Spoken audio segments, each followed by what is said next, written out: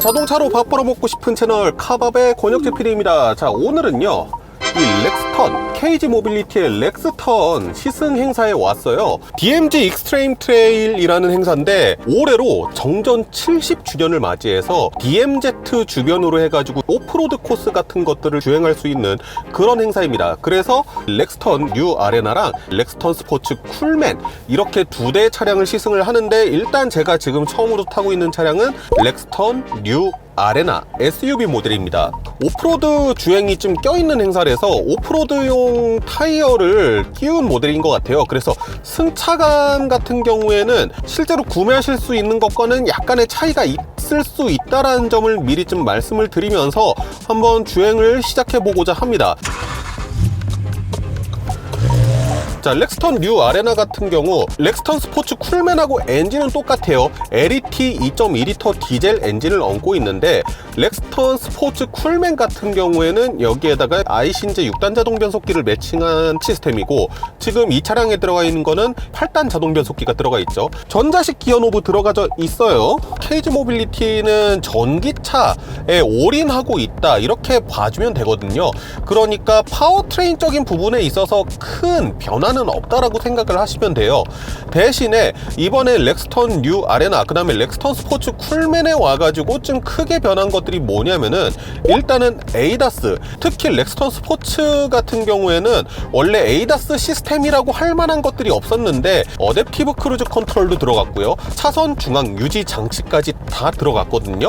그래서 그런 부분에 있어서 좀 변화가 크다라고 말씀을 드릴 수 있을 것 같아요. 근데 지금은 좀 국도다 보니까 파워트레인 위주로 일단은 먼저 설명을 드리도록 하겠습니다. 렉스턴에 들어가는 이 LET 2.2L 디젤 엔진 최고 출력이 200마력대 정도가 되고요, 최대 토크가 45kgm 정도가 되는 엔진입니다.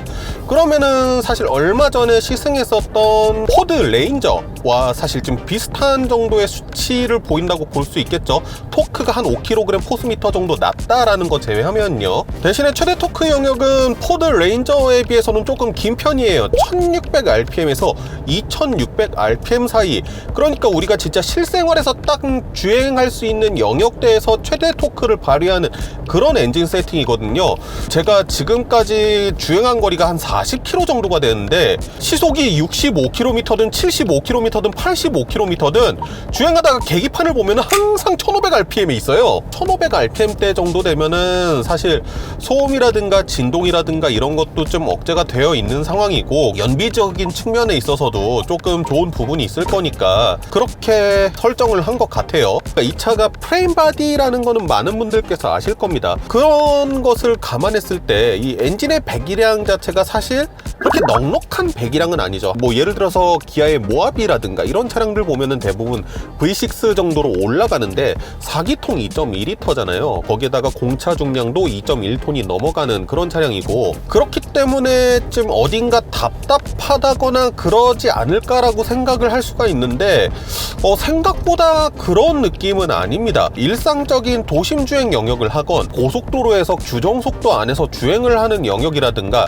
그런 영역에서는 파워트레인적인 부족함은 사실 그렇게 크게 느껴지진 않거든요. 다만 레인저와 마찬가지로 이 차량의 최고 출력이 200마력이 좀 겨우 상회하는 그 정도이기 때문에 2600rpm 그 정도 이상으로 넘어가게 되면은 아무래도 힘이 조금 부족해지는 듯한 그런 느낌이 없지 않아 있긴 하죠. 근데 그런 부분이 사실 주행을 하면서 크게 문제로 다가오지 않는다라고 생각하는 게 어떤 거냐면은, 최근에는 전혀 경험한 적이 없었던 물렁물렁한 서스펜션을 가지고 있어요. 시승차에는 오프로드용 타이어 들어가 있고 휠도 18인치이기 때문에 이 차량이 20인치 휠에 이제 도심에서 주행할 때 쓰는 그런 타이어를 끼면은 또 승차감이 어떻게 변할지는 모르겠는데, 그냥 기본적인 하체 세팅이나 이런 것들은 전반적으로 조금 부들부들하고 유들유들한 그런 쪽의 세팅으로 되어 있다라고 느껴지거든요. 제가 스티어링 휠을 조금만 까딱까딱 해볼게요. 일단은 롤 자체가 제법 있는 편입니다. 프레임 바디잖아요. 어쨌든 프레임을 기반에 거기에다가 껍데기를 올린 차량이기 때문에 전고 자체도 조금 높을 수밖에 없는 차량이죠. 거기에다가 무게 중심 역시 약간은 높을 수밖에 없는 그런 차량입니다. 그런데 프레임 바디의 특성상 승차감이 약간 떨어질 수 있는 부분이 있기 때문에 중장년층을 위한 타겟팅이다 보니까 그냥 아싸리 우리는 승차감으로 세팅을 해버리자 라고 생각을 하고 세팅을 한 것 같아요. 그런 것들이 좀 결합이 돼서 너무 고속으로 차량을 밀어붙인다라든가 그런 상황이 되면은 솔직히 얘기해서 약간은 불안한 느낌도 있습니다. 그렇기 때문에 파워트레인의 힘을 막 그렇게 쥐어 짜내가지고 고속으로 주행하고 그럴 만한 일이 잘 없을 것 같고, 주된 타겟층을 생각해보면은 그렇게 주행하실 것 같지도 않거든요. 차를 좋아하시는 분들, 특히 뭐 코너워크가 뛰어난 차량이 좋고 이렇게 생각하시는 분들은 아무래도 불안정하다라고 생각하실 수도 있겠지만은 이런 세팅의 차량도 꼭 필요하다고 생각하는 사람 중에 한 명이거든요. 왜냐면은 차량의 세팅이라든지 승차감이라든지 이런 것들도 상당히 트렌드를 따라가는 부분이잖아요. 그래서 제가 시승을 하면서 몇 번 말씀을 드렸지만은 현대기아를 비롯한 이런 메인스트림 쪽 같은 경우에는 승차감 자체를 좀 약간 너무 단단하게 잡고 있는 느낌이 솔직히 없지 않아 있긴 있거든요. 물렁물렁하고 푹신푹신한 차를 좋아하시는 분들이 선택할 수 있는 선택의 여지가 떨어지게 되는 건데, 법규 안에서 내가 설설 몰고 다니겠다, 슬렁슬렁 몰고 다니겠다 라고 하면은 저는 괜찮을 것 같아요. 예. 좀 다양한 선택지 중에 하나라는 생각이 있습니다. 그래서 전반적으로 롤링이라든가 피칭은 조금 있는 편이고요. 노면의 잔진동 이런 거는 안 들어온다라고 보시면 돼요.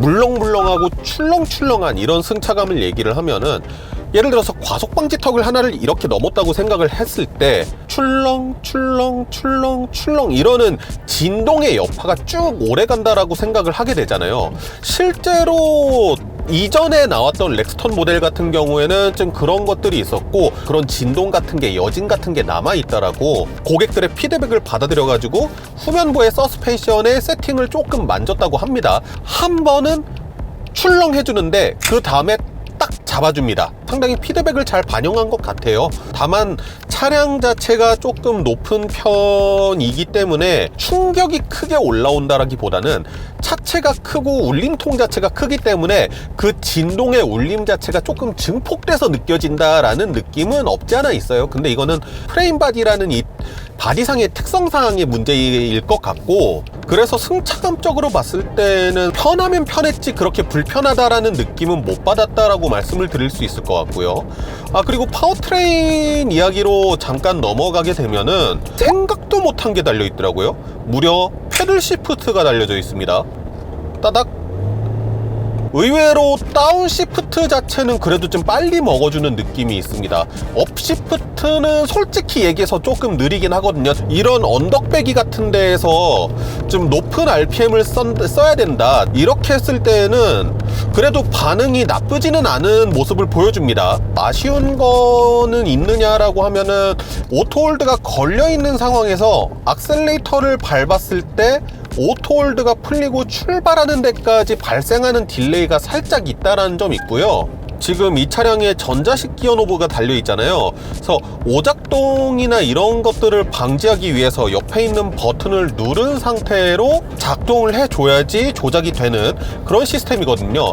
근데 이런 전자식 기어 노브도 시프트 바이 와이어 시절 이전에 그 드르륵 하는 변속기를 생각해보면요, 드라이빙에서 뉴트럴로 넘기거나 리버스에서 드라이브로 넘어갈 때에도 버튼 안 누르고 그냥 쭈르륵 밀면은 이렇게 밀렸거든요. 이 차에 들어간 전자식 변속기 같은 경우에는 그냥 그런 오작동 자체를 아예 사전에 방지하기 위해서 그런 과정에 있어서도 옆에 있는 버튼을 눌러줘야지 락업이 해제가 되거든요. 뭐 그래도 안전을 생각한 거라고 하니까 저는 이해할 수 있을 것 같습니다. 브레이크 같은 경우에는 현대기아의 좀 이런 피드백이 확실한 브레이크에 익숙하신 분이라면 타셨을 때 조금 불안하게 느끼실 수도 있을 것 같은데, 브레이크가